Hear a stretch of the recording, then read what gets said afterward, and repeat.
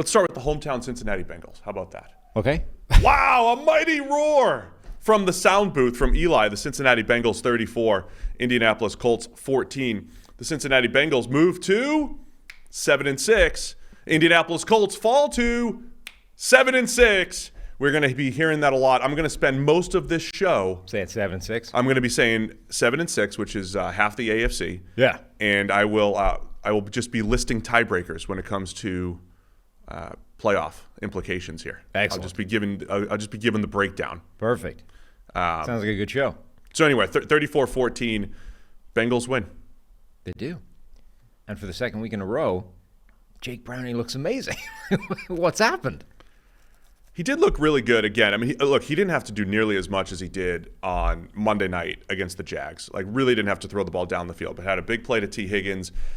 Screen game was incredible. There was a Chase Brown, the 54-yard touchdown on a screen.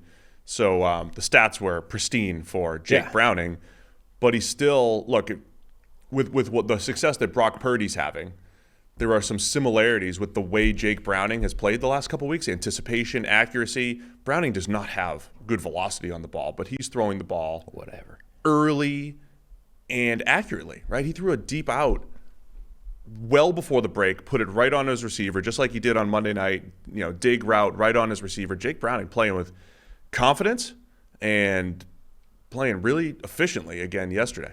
Yeah, this one I think was different. The first game, it felt like the game every coach is trying to achieve when they have a limited quarterback and they try and get him a bunch of easy, quick passes early, get him in the rhythm. And then the hope is that once he settles into this comfort level of the game, then he can kind of play his own game, right, and be good, independent of, gimme layup play calls. This one, quite early, he was asked to do actual quarterbacking things, not just, hey, drop back, it's a quick hitch or a smoke route, just throw the ball, get it out of your hands, good, right? Very quickly, he's running play action near his own goal line. He's under pressure. He's going to his second read. He's making, an extra thing happen. I think he was 5 or 6 for 6 at the start.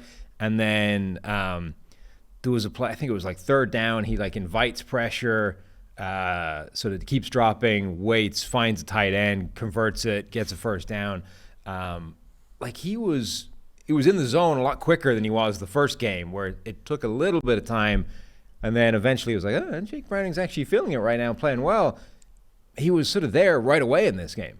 I mean, I just think what we've seen in the NFL the last few weeks, we'll talk about it when we talk about the Jets, but Jake Browning has played really good football the last 2 weeks. Zach Wilson had a career day yesterday and just looked completely different. Jordan Love has centered. Yeah, we'll talk about his without centering.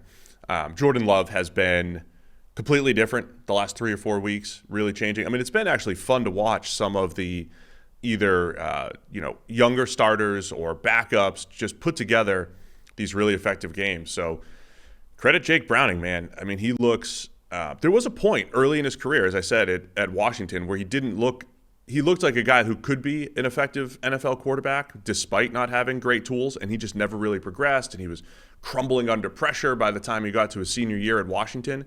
And now, after all this time, I'll say this too. I mean, his comments on Monday Night Football, where he just sounds incredibly confident and he was expecting this. This was his moment. He's worked hard for it. Whatever that means.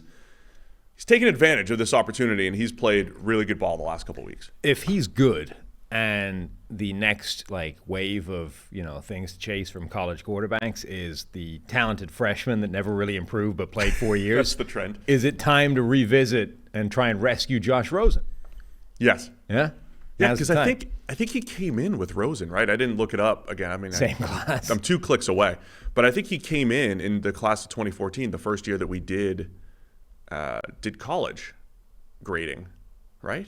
That's a long time ago. Was that 2014? His first incompletion in this 15. game was a jump ball to Jamar Chase in the end zone. Really nice pass breakup by Darrell Baker, but that could have been caught for a touchdown as well. I mean, he played really well.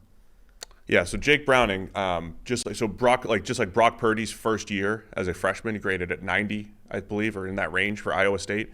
Jake Browning's career grades at Washington, 82.8 as a freshman, and then 77, 75, 74.8. He got worse. Right. But He's got the Parcells, had all the starts. A million games. Honestly, that might. I mean, if these are just ebbs and flows, but everybody, where's the next Brock Purdy? Where's the next Jake Browning? You're just going to find these 4-year starters, guys that have all the 72 starts. But, the guys with below average tools who throw with accuracy and anticipation. There was a throw in here where he gets picked off, which it struck me how important ball location is, right? You hear all the time people harp on about it, and sometimes you're like, it doesn't really matter. It's like a catch is a catch. What difference does it make? It was like a slant to Tanner Hudson, and it was too far inside, and Hudson can get one hand to it, and he just kind of sticks out a hand, tries to bring it in one-handed, ends up like stunning it into the air, where a Colts defender is able to just sort of yoink, grab it, take it away from him, and ends up turning it into an interception. It's like that ball is like 1 to 2 feet off target, right? It's just inside a little bit too far, and it ends up a pick six because just the whole kind of confluence of how tight the margins are in the NFL. Like 1 to 2 feet off, and it goes from being a catch on a routine, relatively short, underneath, easy pickup to, this is not just a bad result, it's turned into a pick six because the guy has only been able to stun it into the air, and then the defender just picks it off and goes. Yeah, I also think the end result of that being a pick six was kind of unlucky. That's usually just a miss. But that's the risk, right? That's how fine the margins are in the NFL. If you're going to be 1 or 2 feet off in terms of actual accuracy, it can be anything from the guy somehow still catches it, right? Like that one-handed stun of the ball could have actually stuck, and you end up like if he catches that, nobody even notices. It's just like, that was slightly off, and then on to the next play, and it doesn't register.